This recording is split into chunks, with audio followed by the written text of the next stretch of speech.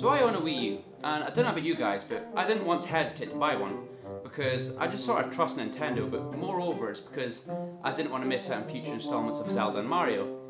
They lost me for a while during the reign of the Wii, but the Wii U has brought me back to their side.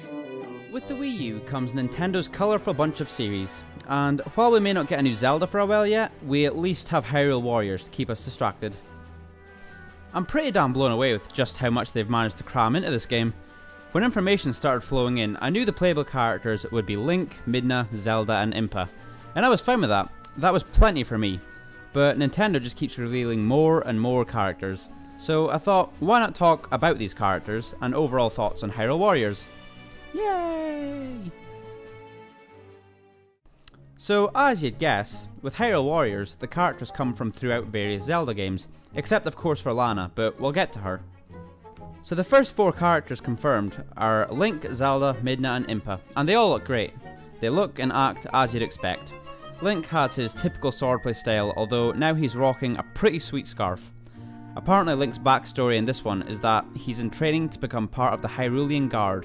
Not that this game is even canon. Onoma confirmed it himself that it wasn't to be considered as part of the overall Zelda story. So let's start with Fi from Skyward Sword. I liked Fi. I don't really understand the choice of making her talk like she's a robot though, using accurate percentages and numbers. It wasn't all that annoying, not as bad as some people make it out to be anyway. And while I'm on the subject, Navi isn't that annoying either, seriously. But yeah, I'm pleased with the inclusion of Fi. She looks like she's pretty damn tough, and like the rest of the characters, she looks and seemingly acts like she did in her own respective game. Her attacks make good homage to how she was in Skyward Sword, such as her dancing and turning into the goddess sword to deal devastating blows. Next, we were shown Agatha from Twilight Princess. Yeah, you know, it kind of feels like a joke, but a good one. Agatha always did seem a bit strange in Twilight Princess. From what I can tell, she has moves based around giant bugs, big beetles and butterflies, but besides that, attacks primarily with her umbrella. And she looks like a pretty fun character to play as, honestly. Alongside her reveal, they showed off DLC for a Twilight Princess inspired skin set for the game, which changes characters like Link and Zelda to look more like how they did in Twilight Princess. Overall, in regards to Agatha, I'm fairly pleased. She looks as good as, if not better, than she did in the original game. And lastly, from the first wave of reveals, we have the sorceress, Lana. I found her inclusion to be quite surprising, but at the same time interesting. I remember when people first saw her that there was speculation as to her possibly being characters like Navi or the goddess Nayru, when in fact she's an entirely original character created for the sole purpose of this game.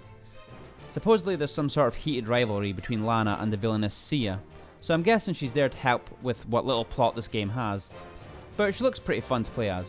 She uses magic obviously, so for the most part using her book of sorcery to attack with things such as magic circles and spawning magic blocks, which she then uses in various ways, like rolling over people while on top of it and rebounding off them, or creating a wall which annihilates mobs of enemies.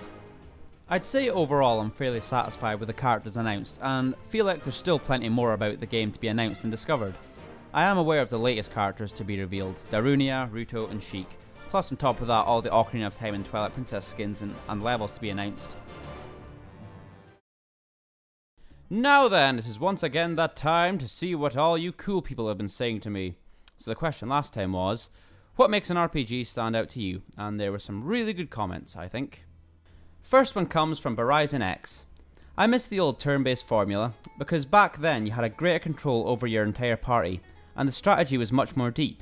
It was a great pleasure when I defeated Midgar Zolom using back row, tranquilizer and fire elemental materia in the bracelet in Final Fantasy VII, way before I had access to the internet. It's a simple example, but having to plan everything was so great. The right amount of customization is essential too. I was overwhelmed by the absurd amount of items and combinations in Monster Hunter Tri. It's a very hard game to get into, whereas in the last story your characters gain magic spells only as the story advances. There are no choices. I'm yet to play Xenoblade Chronicles, and I hope it's better than those two in this aspect. I'll agree with you there, the turn-based combat in Final Fantasy VII was great. It wasn't overly complicated and was easy to understand, even the materia. As varied as the choices of the materia were, they were still easy to understand and use. Sadly, I think a lot of people would sooner turn to the internet for advice on beating tough bosses instead of persevering, but I think you get a better feeling of completion and satisfaction when you do it on your own through careful planning and tactics. Next we have Dizzy K. For me, RPG is setting plus bunch of typical elements. Usually it's shops, equipment, characteristics, leveling, etc. But most just overall feeling. I play the game and feel something like, yeah, this is definitely an RPG. Also, I like to use mid-genres so I can call Diablo a hack and slash RPG, or Xenos an FPS RPG, but not Stalker. And The Legend of Zelda, Beyond Oasis and Herc's Adventure, an action-adventure RPG. For now, RPG has become a transparent term. In most discussions, people start talking off their pen and paper origins, then concentrate on roleplay words. But it can be used for any game. Even when I talk about games, I describe them using words like I died, I jump, I kick the ass of the huge boss. Not Mario died again, and so on. JRPG usually doesn't have so much freedom like Western RPGs, and they still remain RPG. We can think of it like another school of game design. European, Japanese and American all have unique features and charms. Probably the best way to give the definition of an RPG is to not describe it, but feel it for yourself. I know what you mean in regards to a setting. For example, when you play a game like Final Fantasy VII, you understand what you're getting into, and walking around it feels like a cohesive world. Something that feels exclusive to RPGs most of the time. The feeling of caring for your characters and their environment. Japanese RPGs are pretty different from Western RPGs. Like, if you were to compare Final Fantasy to Skyrim. Final Fantasy, you play as a pre-established character, but in Skyrim, you play as a character you create in both looks, ability, and even, in some cases, story. But you still play the role of the Dragonborn. Now we have a nice big one from Fasolati Whittamin. What sets RPGs apart for me is how they handle grinding, aimlessly fighting weaker creatures for the sole purpose of leveling up and getting money, etc. My first RPG, which I think is the same for many people, was Pokemon. Looking back on that now, I realise one of the reasons that Pokemon stands out in the crowd of RPGs is the multiplayer. Instead of leveling up your character, you're leveling up creatures, obviously. But the huge appeal is the ability to fight each other. Real people. You can grind all the EXP you want in Final Fantasy or Paper Mario. But once you beat the game, it's over, and I personally feel a kind of emptiness because of all those hours I wasted. In Pokemon, you have a reason to get to level 100. Also, the ability to trade Pokemon up to the new games means that the hours you spent leveling up your Torchic 11 years ago still pays off today. Then there's exploration. If a game has a huge open world like Xenoblade Chronicles, then I feel less bad about grinding for hours because I'm constantly hyped about finding out what's over the hill in the distance. Fighting every monster along the way isn't a chore. It actually adds to the mounting excitement.